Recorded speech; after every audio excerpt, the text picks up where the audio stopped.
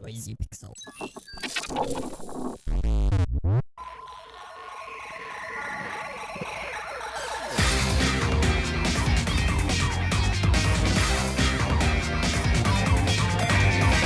As we get closer to the release of No More Heroes 3, it's important to play through the previous entries in the series. After all, it's called 3. Thankfully, Xseed has ported the first-time adventures to Nintendo Switch for a whole new generation. Today we're looking at No More Heroes 2, Desperate Struggle. While the first entry creates a foundation for a game that shouldn't work but ultimately does very well, this sequel attempts to build off that without reusing too many elements.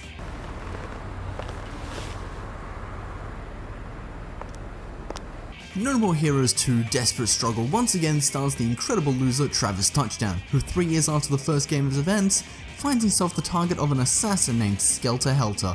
This Cloud Strife knockoff seeks revenge for the death of his brother, Helter Skelter, who Travis killed technically during the events of the first game. Upon Travis' successful kill, he finds himself once again involved in the United Assassins Association rankings war, but this time as the 51st ranked assassin.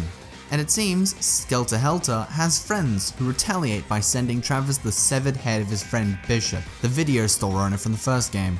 The one behind the murder of Bishop is Jasper Bat Jr., who is also, coincidentally enough, the #1 ranked assassin, thus beginning Travis's rampage of revenge roaring up the ranks. It's a classic revenge story that has a far stronger plotline than the previous entry, and about a whole 50% more cutscenes. However, if you've played the original No More Heroes, there's a good chance you're going to be rather annoyed that this premise outright contradicts the ending of the first game. The UAA was a scam, not a real entity.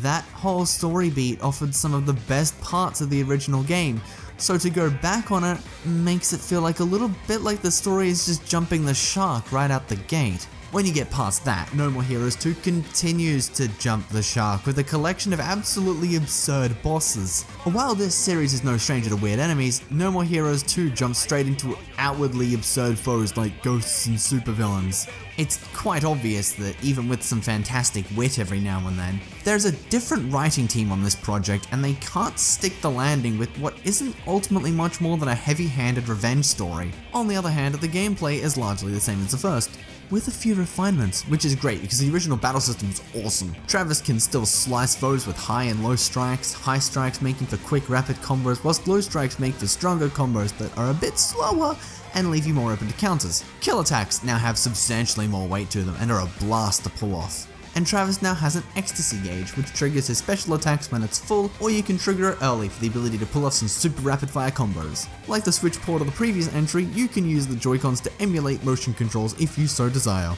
And the performance on the Switch is a consistent 30 FPS. There is one fight in which this will be hampered slightly, but it's an easy fight early on so it won't impact the overall experience. No More Heroes 2 understood the significance of the boss encounters and offers even more than the original. This is both a positive and a negative. Positive is that the boss fights are fun, but the negative is that they've also been made substantially easier. This wouldn't be inherently bad, but the actual gameplay loop has been changed as well, which severely impacted the fights. No More Heroes 2 has no overworld or ranking fee for boss fights. You can just jump into a fight by selecting ranking fight on the main map, and then slash your way through a bunch of mobs before you fight the boss. The part-time jobs are still present, and you can still make money using them, but they've been overhauled and replaced with 8-bit minigames that aren't very fun. They feel more like a bad parody of the original as opposed to bringing their own personality. This is especially prevalent in the back sections, one of which can last 3 seconds if pulled off correctly, and the other is 4 minutes of driving down a straight line. It doesn't help that the gym minigames have been replaced by more 8-bit games, and the strength boosting minigame is incredibly difficult to pull off. In fact, frustrated by my lack of progress here with the strength minigame during my first playthrough, I decided to push through until I actually needed the boost.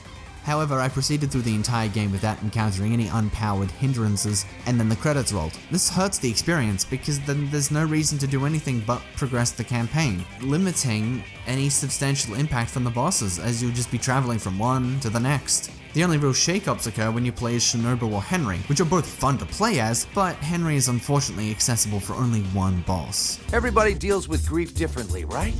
Some people fuck at funerals. I cut off heads.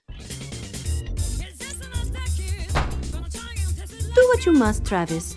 No More Heroes 2 Desperate Struggle has some great gameplay moments, even though it misses the mark on what the original did so well. The adventure hosts some great boss fights, a responsive combat system, and an unlockable difficulty mode that makes the entire experience even more enjoyable with the addition of a kick-ass soundtrack. Still, it remains in the shadow of its predecessor. It's less goofy and more absurd. It ends up being a heavy-handed retelling to correct the original's plot. If this wasn't a sequel, I would have been praising it far more, but it spends most of its time desperately struggling to figure out what its own identity actually is. NoisyPixel is giving No More Heroes 2 Desperate Struggle an 8 out of 10. Thank you guys so much for watching. NoisyPixel is a group dedicated to bringing you guys the best Noisy previews and more. Please stick around and... Actually, you know what? I can ask this now. What's the best boss fight in No More Heroes 2?